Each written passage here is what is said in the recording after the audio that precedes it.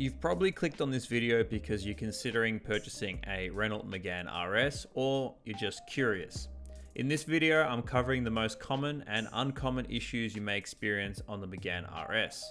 If you want to know more about the Megane RS, I've made a video detailing why I bought into one, so feel free to check that out. In particular, this model is a 2011 250 RS Cup, but up to years 2017, these models share the same chassis and engine, so it should roughly be the same.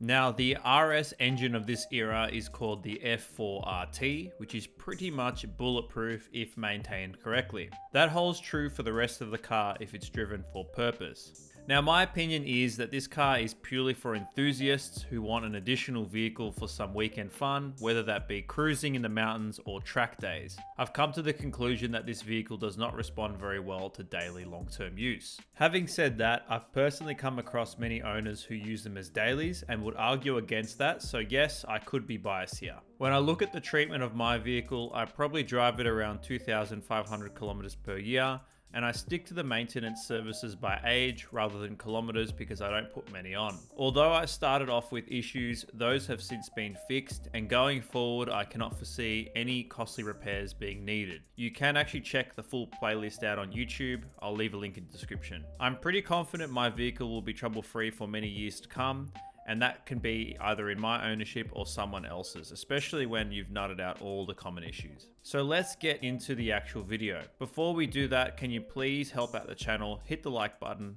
leave a comment with your thoughts, and subscribe if you want to see more. Today I'm going to cover 3 topics. Those include common issues, uncommon issues, and things to look out for when buying a Megane RS of this era. Keep in mind that I spent many hours locating all the reported issues through forums and groups to provide you this list. So if you're not sure, do your own research anyway, because I may have missed 1 or 2. Let's tackle the common issues first.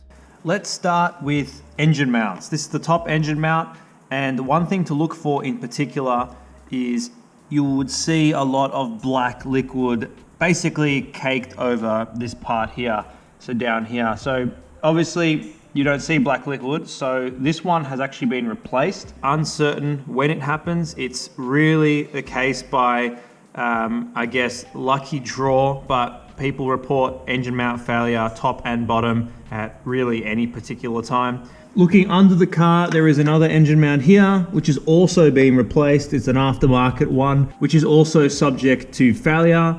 And these are the 2 things that on most Meganes you will already find that is replaced. For my car, the aircon was actually replaced around the 100,000 kilometer mark. The compressor failed, and that's because the previous owner used to use the aircon a fair bit, especially in hot summers.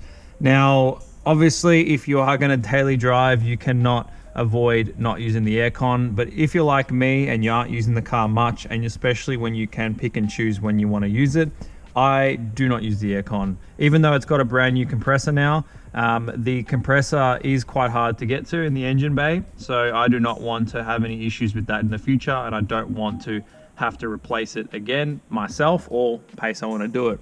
So I just put the windows down.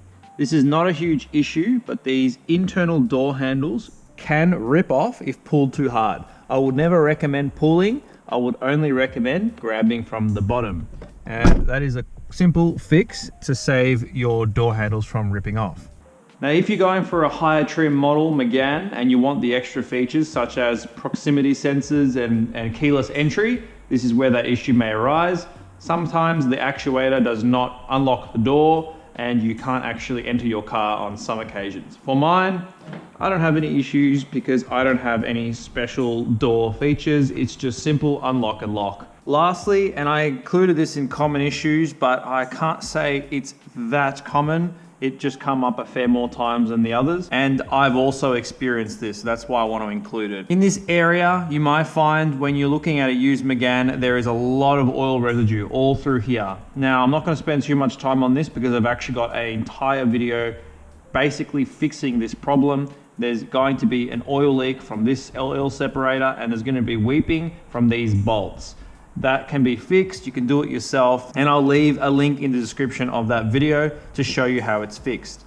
So that's pretty much it for common issues. And people will say that there are much more, but I'm just going based off the amount of times these issues pop up on forums or groups. I would argue that whatever I've just gone through now are probably majority of the common issues to expect. And obviously everyone's got their own opinion on that. These are just the ones that came up the most, and plus ones that I've also experienced. Now I'm going to go through the uncommon issues. Under everything there is a gearbox, obviously.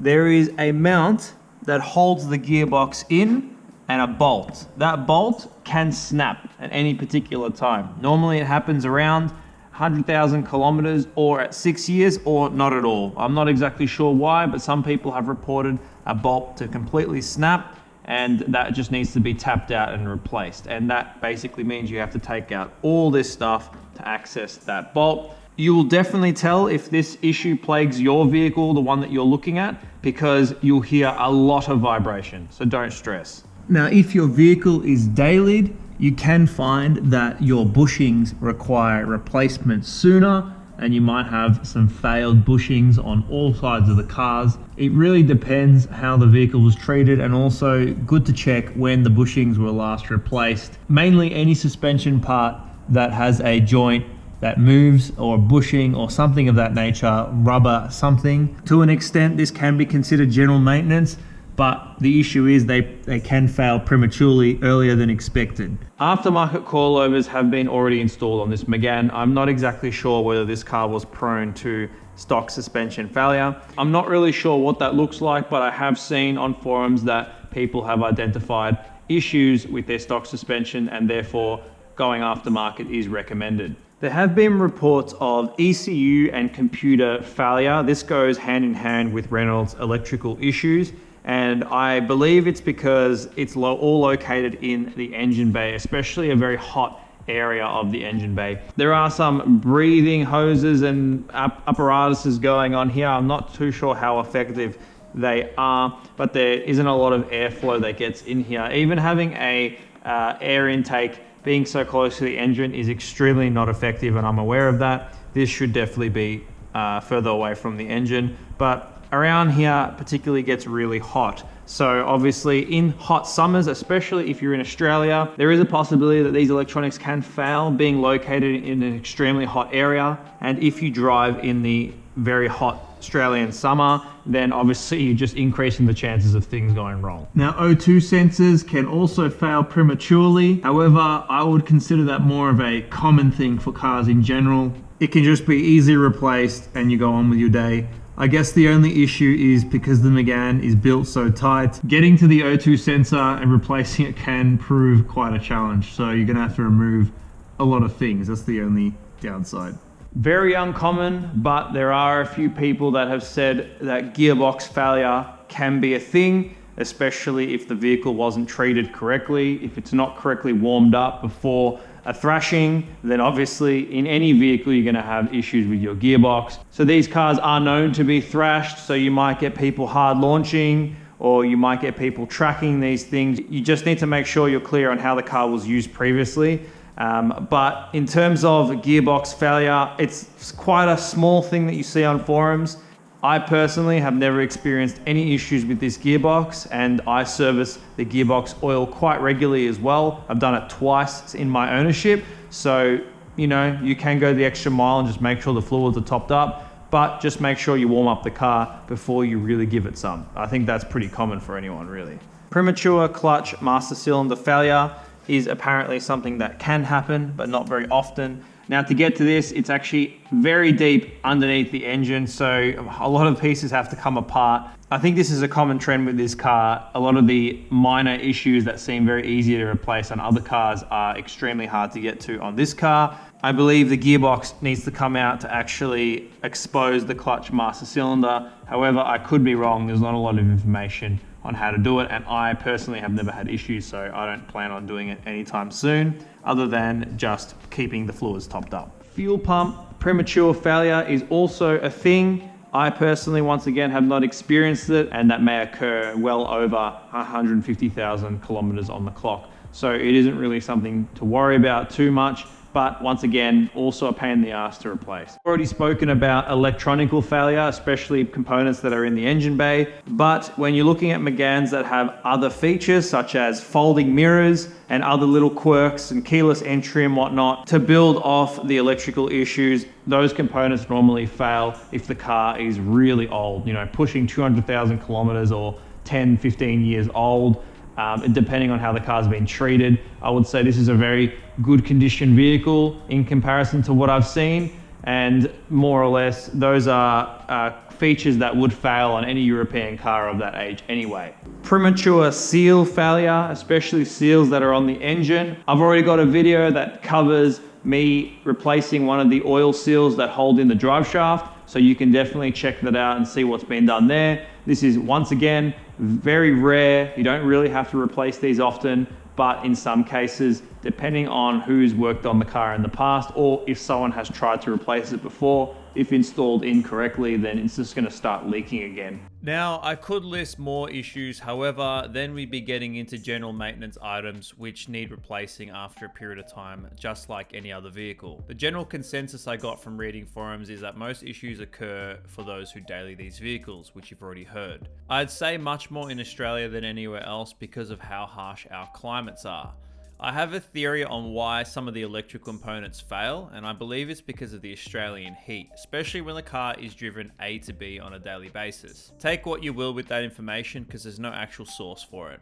Now let's move on to the last topic, which is things to look out for before buying a Megane RS. If you're in Australia, make sure you do a deep dive into the vehicle's history, because if you stumble across an ex-rental, then walk away. Hertz, for example, had a massive fleet of Megane 250 RSs, so keep an eye out and ask the community if you're not sure. You want to pay very close attention to large ticket items before any sale, and these include timing belt and accessory belts to be replaced around 75,000 kilometers or at 6 years. Clutch and flywheel normally around 130,000 kilometers, but some people change it earlier. If the vehicle has an aftermarket audio system, then that's a win because sometimes they fail, as we mentioned. And if the vehicle has aftermarket suspension, that's also a win. That's one less problem for you. Replace engine mounts with aftermarket parts, as mentioned, as the stock ones fail. However, it's uncertain when they fail. And lastly, just ensuring the general maintenance schedule was completed by Renault or a specialist throughout its life.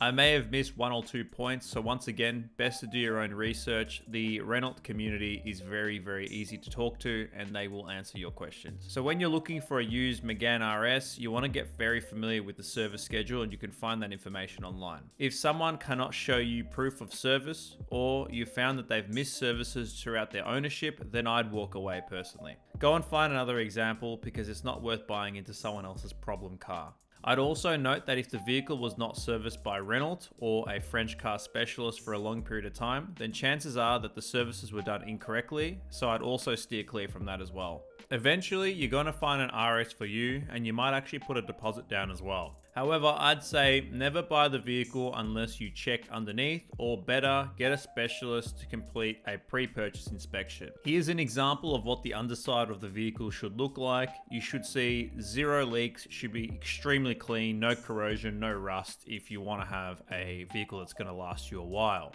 Setting aside all the fears though of buying a Megane RS, you will find that majority of owners will say that these vehicles are bulletproof. Some people have 0 issues throughout the life of ownership, whether it's daily use or not. Plus, almost anyone who had owned one that sold one ends up going back to another Megane RS. That includes the person who I bought mine off. They're actually back in the market looking for a Megane RS as a dedicated track car. So it's obvious that people love them. Most owners will go as far to say that the Megane RS is actually cheaper, more reliable, and easier to maintain than other European cars such as BMW or Mercedes. So to end the video here, do your own research and join the community before making a decision. You'll find your answers there, if not from this video. The best people to hear it from are long-term owners and French car specialists who you can access quite easily. I really hope this video helps you with your purchase. And if you do end up buying one and you find something that's extremely clean and well maintained, I am confident you won't regret your purchase.